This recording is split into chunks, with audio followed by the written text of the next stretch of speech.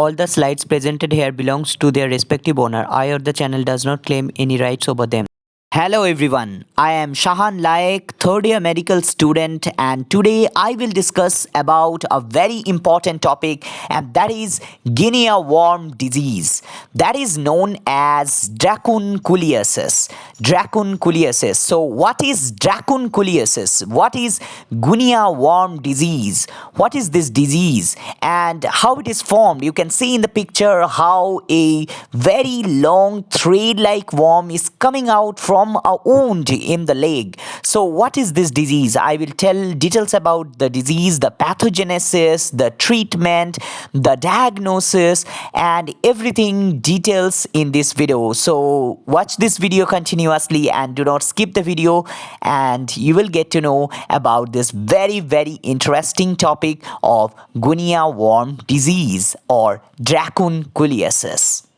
Basically, Guinea worm disease, also abbreviated as GWD, is a very ancient form of disease, and this disease can be seen for many centuries. For many years, people are having this disease. Basically, this disease comes from drinking the very contaminated water and polluted water. There are so many people who are below the poverty level. They are very poor. They live in the tribes. Sometimes the tribal people, sometimes the poor people, they generally drink from the very contaminated and soiled waters. So these water contains a small worms. So that is known as Guinea worm. Why it is called the Guinea worm and why it is known as dracunculiasis?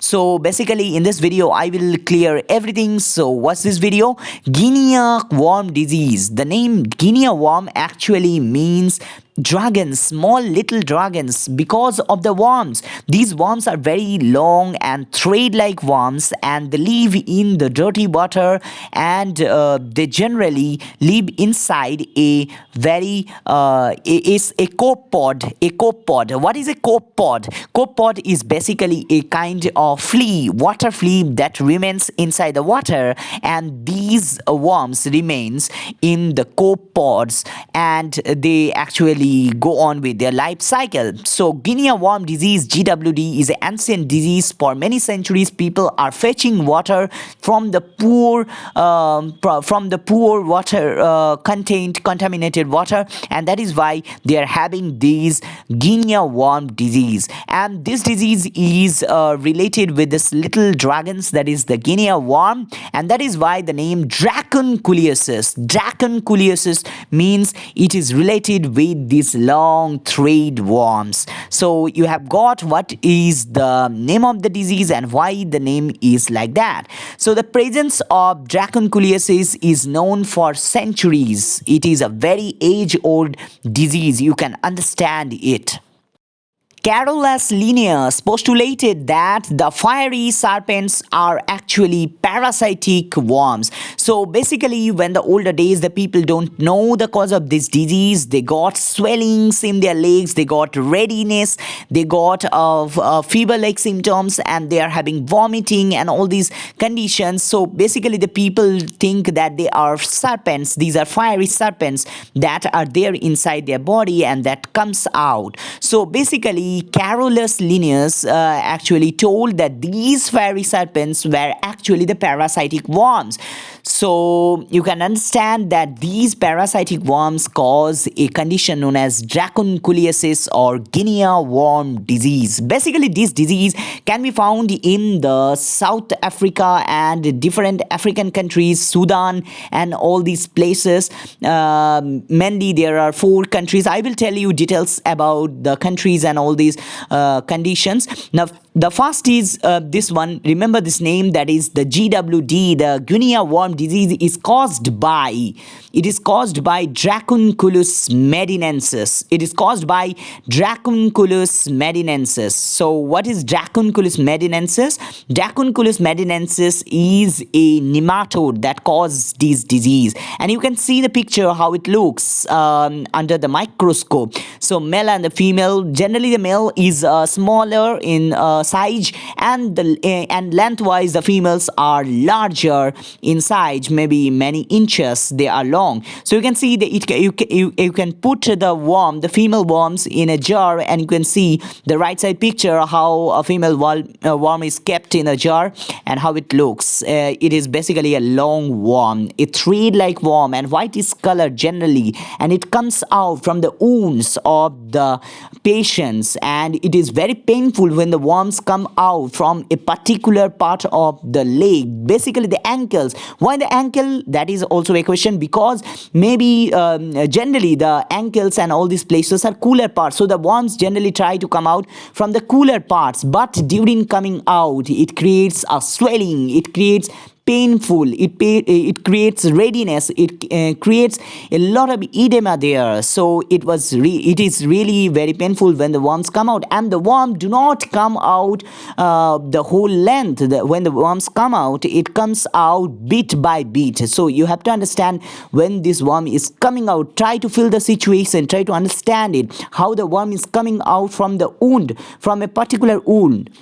And basically it is the female worms which bores out from the skin and it comes out. In this video I will tell you details how this worm has got inside your body and how it has carried out its half of the life cycle in your body, and then it goes to the skin and how it comes out. So let's be with me and you can understand everything details. Now you can see here these people, they are very poor, and they are socio-economically very poor people, and they don't have so much money to have to access the clean water, and their area is basically tribal, and these are endemic places where they have a lot of these kinds of pools which is very dirty and contaminated, and these contaminated waters contains the the Guinea worm, Dracon culeasis worm. So these worms remains in this water, and these worm, basically these Guinea worm, they remains inside copepods. So what is copepods?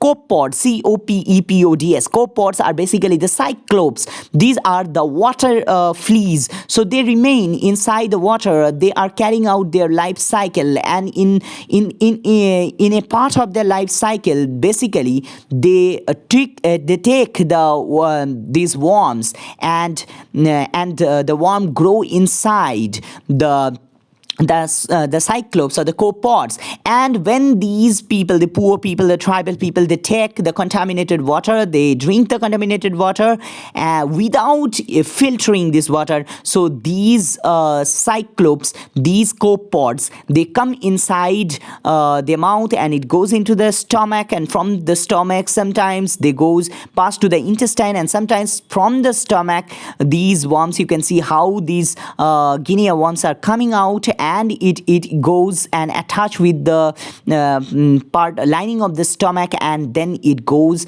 from there to the blood. Sometimes from the intestine it is absorbed inside the blood by the process of normal physiology of absorption, and it goes inside the blood. So in this way these worms spread to the whole body, and you can see how actually these worms grows inside your body, and it will bigger, larger and larger. It will become larger and larger day by day, but you will not feel anything. You will the patient generally remain asymptomatic during 1 year. So for a whole year the patient will not feel anything. The patient don't even know that they have these worms, they have these Guinea worms inside their body, and these worms are growing. These worms are there inside their blood, from the blood. So these small parasitic worms can come to the skin, and basically they comes to the lower part of the body,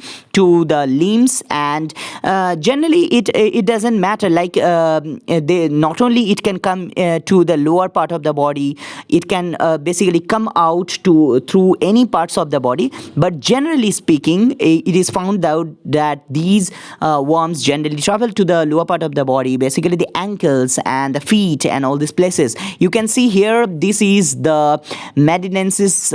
You can see dracunculiasis, medinensis, and these are the worms, parasitic worms that migrate to the lower limb, and it produce a blister. So a blister will be formed at first. So this blister is very painful, and it is red, and it will be very hot. The temperature of this blister will be hot, and it will be red, and it will be swelled. The parts which is surrounding this blister will be very swelled, and there will be a lot of edema, there will be a lot of fluid there. And so this is the first, actually, the condition where you can understand that you have a worm. So the patient will come to you, and from this blister gradually the worm will come out.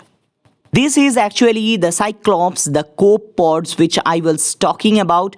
So this is actually the water fleas. That is the cyclops. So these remains in the contaminated water, and they carry these guinea worms. So the guinea worms have a part of their life cycle inside these copepods. So their life cycle is basically incomplete without these copepods. So these copepods, or the cyclops, or the water fleas, whatever you call it, it actually remains inside the water. You can see the microscopic picture how they looks like, and you are actually seeing a larger version, but they are actually very small, and they carries this guinea worm, and they remain inside the contaminated water. So whenever these tribal people go and they collect the contaminated water and for the drinking purposes, and they generally drink without having any filter.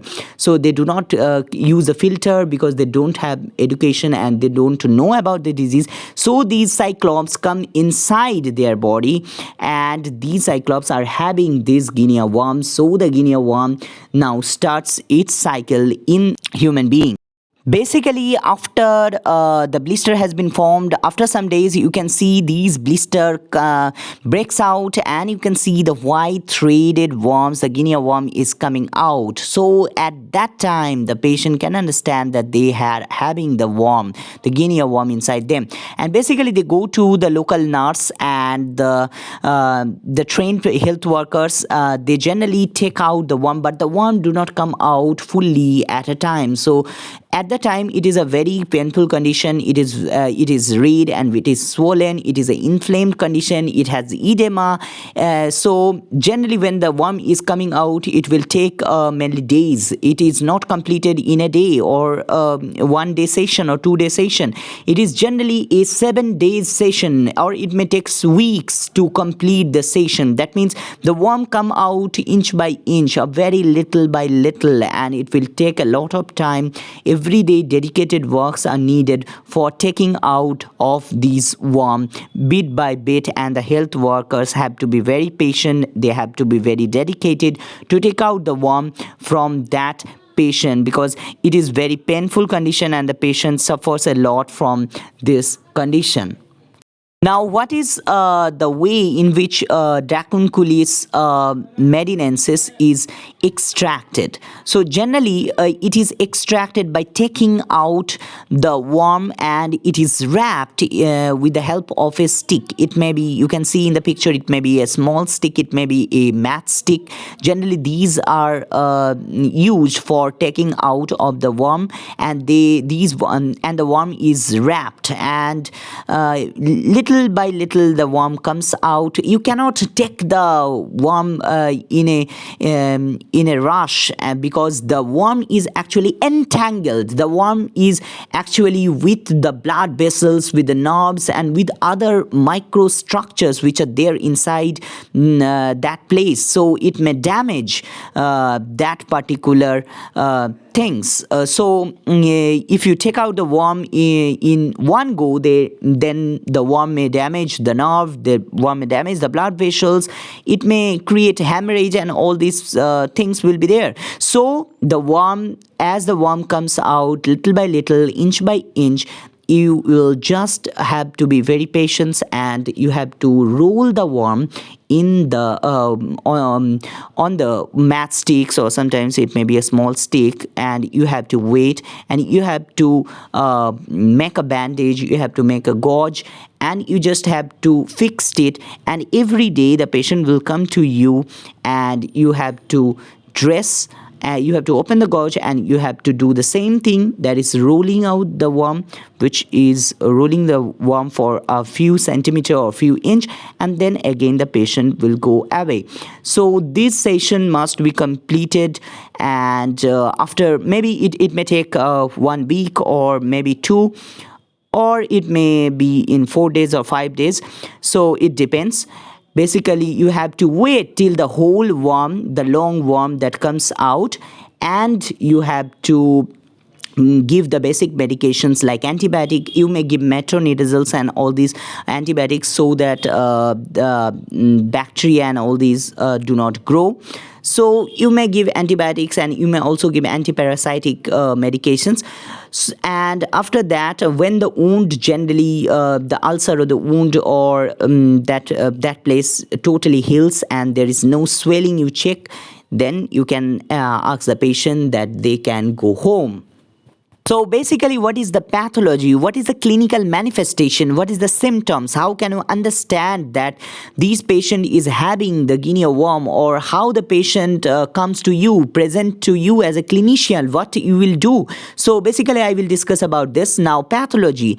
Generally, you have to understand the female worms, they create these allergic reaction.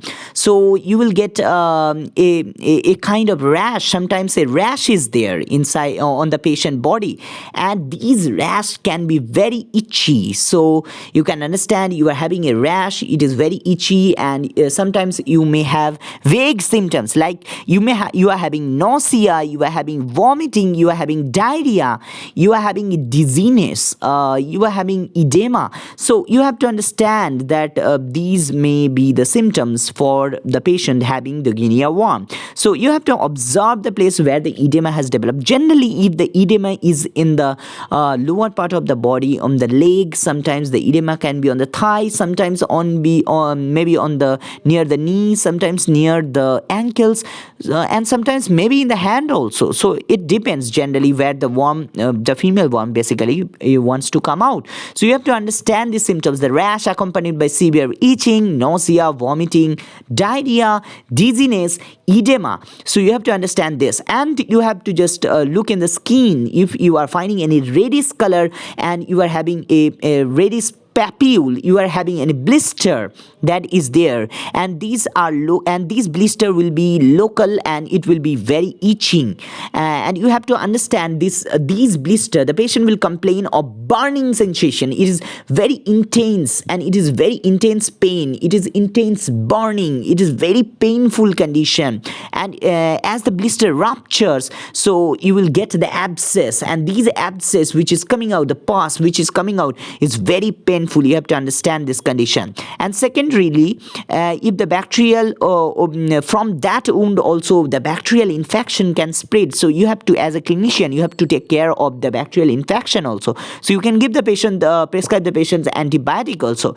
So you have to understand that you have to not only treat these worm, you have to take out this worm, you have to treat the skin condition, but you have to be careful of the patient who may also develop bacterial infection from that. And sometimes the patient also develops fibrosis of the skin from there, and also sometimes fibrosis of the muscles, sometimes the tendons, the joints are also involved. So all these may be involved. So particularly speaking, generally speaking, the blister or the ruptured blister or the worm and edema condition that generally occurs in the lower limb, but it is not a definite thing. So in other places also, the patient may come to you, to your clinic, and you have to understand as a clinicians about it. Next is the Dracunculus medinensis has life cycle. Now you have to understand this life cycle very well so that you can understand how the disease has occurred. Dracunculus medinensis. Dracunculus means dragon. I told you, little dragons. So basically, you go to number one. You can see here, number one, the humans are drinking the contaminated water, and they are having this larva. You have to remember this name of the larva, and that is the L3 larva. Remember this L3 larva. The question has come from the NEET PG and DNB and AIMS and other exam, set exam, that what is the larva? It is L3 larva, which generally comes inside the human body. The human drinks the contaminated water which contains the copepods, So copepods are basically the water fleas, basically the cyclops that contains the L3 larva. So human drinks contain the copepods which contains the L3 larva. These are very important words: copepods and L3 larva. Copepods, L3 larva. Remember this. The larva then enters inside the human body, and through the mouth it goes to the esophagus, then to the stomach, and you can understand the larva then penetrates the whole stomach and also the intestine, and they become mature, and they start to reproduce.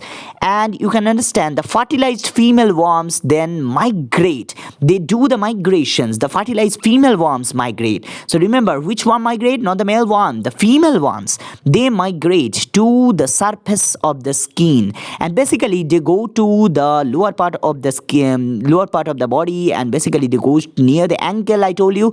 The female worms then begin to emerge from the skin 1 year after the infection. So 1 year after the infection, these female will go to the lower part of the body, basically on the ankles, near the ankle, and it will come out. And you have to understand this 1 year, which the patient will be asymptomatic. The patient will not have any kind of symptoms. So if at that time, if you see the patient, you cannot understand the patient is having that worm inside their body. So 1 year, after 1 year, when the patient presents with the blister, you can understand that they are having the worm, because when the blister breaks out, when the edema is there, and when the redness, when there is swelling, there is burning sensation, at that place you can understand that they are having the worm. Then the worm that comes out, the larva, L1 larva released. So what happens basically when these patients are having this burning sensation, they need water. So they will search for the water, and they will go to the water body, the nearest water body, for having some coolness. They want to keep their feet in a cool area, and that is why they generally goes to the cold places. And basically, in the water, these L1 larva is released. Remember, which larva is releasing? That is L1 larva. But which larva that the human has consumed? It is L3 larva. So drinking water contains L3 larva. Remember this. Drinking water contains L3 larva. But which larva is coming out? L1 larva. L1 larva is released. L1 larva is released from that wound. Now, as the feet is inside the water, now these larva is released in the water, and from that the L1 larva now goes inside this cyclops again, the copepod cyclops again, and they will complete their life cycle. So you can understand how the life cycle is completed. Basically, for the prevention purpose, when the prevention workers, they goes to these villages, to the local areas, endemic places, they generally tell the people to use the filters. So when they are using the filter, then they are breaking the cycle from the first part, before the human human are drinking the contaminated water. So in that place, from you can see the above figure, the red and the blue arrow, where there is 1 marked in the figure, where there is 1 mark. So basically from there the breaking occurs, and as it is filtered, so this life cycle is broken and the life cycle cannot be completed. And the next advice which the health worker gives is you don't have to go to the water when you are releasing the worm. So if you do not go to the water when you are releasing the worm, then the worm cannot go back to the water and complete their life cycle through the cyclops. So basically by 2 places, from the first place at the level of the 1 where they are using the drinking water with the help of filters, basically they are breaking the life cycle from that portion, and on the lower portion, that is basically at the level where the feet is shown.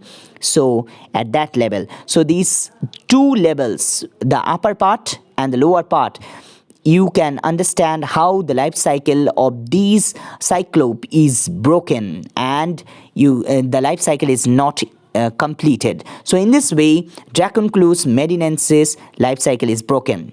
Now let's understand about the diagnosis. The diagnosis is made from the local blister. Generally, you have to understand it clinically that there is a blister that has been formed, and you can also understand from the worm or the larva that is coming out. It is a long thread-like guinea worm larva that is coming out from that blister, so you can understand. And the outline of the worm under the skin, sometimes you can see under the skin you will get a outline, so that you can see in the lower part of the picture, the black and white picture, you can see these worms are there, and you can understand under the skin. So from that outline of the worm you can understand the worm is there. And sometimes from the symptoms, like the patient is having red swelling, burning sensation in the feet, and there is a lot of edema, there is a pain, and you are seeing that there is something that is coming out from the ruptured blister. It is not a normal blister, because from the ruptured blister not only the pus and all these things are coming out, but you are having a thread like something which is coming out. So you can understand it. Basically it is clinical diagnosis, and you have to understand there is no basic test.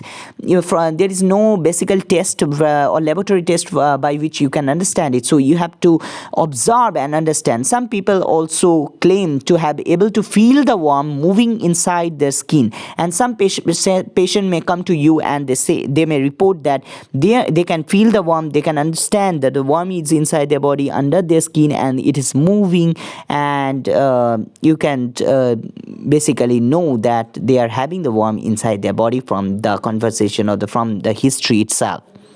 So what is the control of these people? How you can control this disease? And basically guinea worm disease is now going to be ending, because the controls are taken. There are many organizations, not only WHO, UNICEF, all these places, all these organizations are trying their best to control this disease and trying to end this disease. So it will be a great victory for us, because we have already eradicated smallpox. So if we work together, if we go to the villages and educate them about the prevention measures, then it may work. So the first important thing is use of filter. So a simple filter, use of a simple filter can help. You can see the picture, right side picture, where the health workers are teaching that you must collect the water with the help of pot, but the pot must have a filter over that, a net like filter. It is a small pores filters, so it will actually keep the worms away, the cyclops, mainly the cyclops away, which contains the worm. So it can use of filters. The second important thing is the boiling, that you have to boil the water before you drink it. When you boil the water, the cyclops will die, and eventually the guinea worms will also die. So you have to boil it, maybe because the boiling is 100 degrees Celsius. At boiling, the cyclops will eventually die and the worm will die. Next is treating the water with chlorine. So you can also use chlorine for the treating these waters. Basically the governments provide the chlorines for making the cleaner water, and sometimes the government take a lot of steps for making the water clean, because basically these water bodies are in the villages and basically in the endemic areas, and the villagers have to drink from a very contaminated because water, because of their socio-economic poor conditions. And that is why you need to tell them that filter the water, use filter when you are collecting the water from the river or from the ponds or from anywhere dirty water. And the second thing is you have to boil the water, and third is treat. You may also treat the water with the help of the chlorine, and this will kill the intermediate host. Next is finely meshed cloth. You can also use fine net. I told you fine net. If you don't have any proper filter, then you can use a mesh cloth. You can use any kind of filter which is generally 0.15 millimeter nylon mesh. So you can use this thing and you can get out from that disease. Next is avoid bathing and wading in drinking water. So you must not bath in the drinking water, or you must not collect the same water which you are bathing, because in bathing condition maybe a person who is having these warm lilies that may be released in the water, and you are collecting that same water for the drinking purpose. So that may be the cause. So you have to avoid you have to separate mainly the bathing water and the drinking water.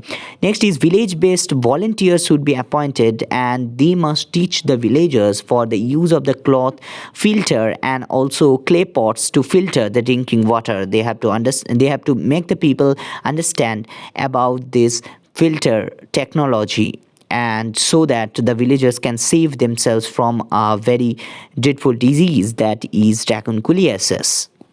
Another way for control is the constructions of copings around the wellheads, or the installations of the bore wells with the hand pumps.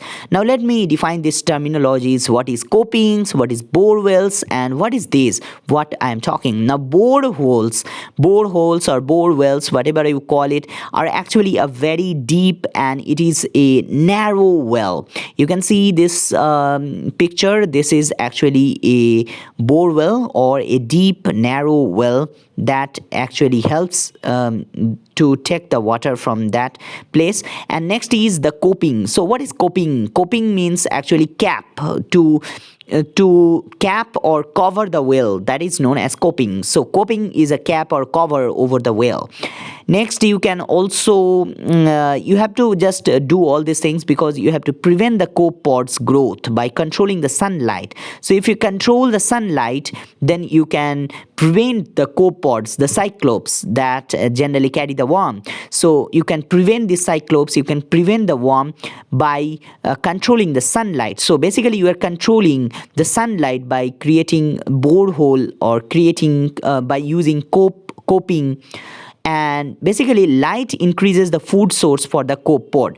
Now how actually this happens? So when you are having an open river, you are having a open lake, or you are having a contaminated pond, contaminated river, contaminated water source from where the villagers are taking everyday water, and they are bathing in the same water, they are drinking from the same water.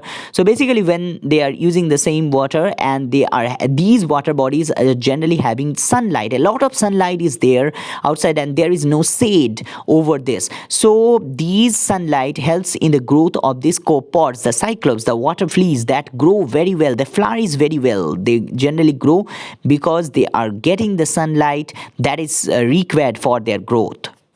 That is why it is recommended for the construction of the copings, that is a construction of cap or cover the well. So you have to cover the well with something. You have to cover it. You have to put a cap to the well so that sunlight do not enters the well. And if you create a borehole, that is also a deep narrow well, and in deep narrow well, as you can see in the picture, so there the sunlight cannot reach properly, and so the copepod pods or the cyclops, which generally have these worms, they cannot grow well without the sunlight, and so you can control this disease by controlling the sunlight. So sunlight is also a very good factor because it helps in the growth of the copepods or helps in the growth of the water fleas. So you have to control these water fleas, and eventually you can control the guinea worm that may create the disease of dracunculiasis. Basically, community education and awareness is also a very important step for the prevention of this guinea worm disease, and that will eventually lead us to decrease the case, and eventually one day the guinea worm disease will be eradicated from the earth. So it will be the first parasitic disease that will be eliminated from the whole earth. So if we work together, if we come together, and if we go together with the WHO and the World Health Organization, the UNICEF, so we can eventually help them to eradicate this disease. But for eradication, we need to think about the education, because health education is very, very important. And not only education, you have to create awareness among the people. So education and awareness are the very critical step that is there for prevention. So the line is there, community education. So you have to give education on the PSM, the public health, and also the awareness. You must create meetings, you must organize rallies, and you may go to the endemic areas, the village, the tribal place, and you have to ask their leaders. They have their particular tribal leaders. You ask them and you communicate with them in English, and they will translate in their language, and they will communicate to the villagers in their language, and they can understand that what disease they are having and how these diseases are actually happening in their body. So basically these villagers are uneducated, and they don't know about they don't have any proper knowledge about how these diseases are happening and why they are having this disease, from where these long thread worms are coming out from their body, from where it has entered inside their body. They basically don't know. So you have to show them the life cycle, you have to show them awareness, you have to say that you have to use filters, because if you don't use filters, it is going inside your body through the mouth. So when you are drinking the water, at that drinking water it is there. You have to understand, and you have to make them understand. So prevention is very, very important, because this disease can only be stopped if you if you work well with the World Health Organizations and UNICEF and other organizations and help them to prevent the disease. So basically the filter use is very, very important, and you can see in the picture that the villagers are taught that how they should use these net meshworks 0.15 millimeter filters, which may help them in which will actually help them in filtering the cyclops, which will help them to prevent the disease of dracunculiasis. So about the treatment. So what is the treatment available for this disease, dracunculiasis or guinea worm disease? So basically there is drug therapy, that is metronidazole. You can use metronidazoles. And what is the work of this metronidazole? Metronidazole is actually will help to prevent the bacterial infection, and also it will have the anti-inflammatory function that will prevent the swelling, and it will decrease mainly the decrease the swelling. And next is the treatment also include the extraction of the adult guinea worm. Basically the female worms are to be extracted. It comes out, and it is just episodes in a particular part of a day when the patient will be having this episode of worm coming out from the particular place of the ankle, and these worm will come few centimeters every day. So it is a very painful condition. It is a burning sensation. The patient will be having burning sensation. The patient will be having redness, swelling, inflammation, edema, pus coming out. So the patient will be having a lot of pain by this condition. And every day, it is not a one day work that you will take out the worm and it is completed and that's it. No, it will take mainly 7 or 8 days. Sometimes it may take weeks to take out that worm. So you have to understand. And also the patient generally, as the worm generally comes out, so the patient feels a burning sensation. So the patient generally goes to the water to take out this worm. So they go to the pond, the same nearby pond from where they are drinking, and they leave their feet inside the water, and the worm generally comes out from that particular place. But you have to tell the patient that you don't have to go to that water body again. When the worm is coming out, you have to come to us, and we will use the same method, we will use the same technology, that when you so the health worker will be pouring water on the feet, and the worm will be coming, and the worm will be releasing. So the worm will be released, but it is not going back to the water. As it is not going back to the water, so it cannot be taken by the cyclops, and so there is a break in the life cycle of this worm. So you can understand how it works. So sometimes the treatment can be surgical, so some surgical incision can be there, and this is generally done in local anesthesia. So you have to put local anesthetics, and you can take out that worm. So generally when the worm is visible and the patient complains of moving worm inside their body, so at the time, if there is a person who is good in surgery, they may also take out that surgical incision through surgical incision under local anesthesia. Infection does not make the person immune. You have to understand this point. So generally you have to give antibiotics so that bacterial infection does not occur, and also you may you have to take out the worm, because if the worm remains inside your body, inside the patient's body, and it remains in your body, it will be very harmful. And generally the worms come out when it's time to come out. Thank you so much for listening this video and watching this video. And if you like this video, make a thumbs up and comments below which part of the video you like the most, and what is your opinion regarding dracunculiasis. Generally, the African countries are suffering from this disease till now, but it will be over very soon. Hope for the best, and thank you. Bye bye.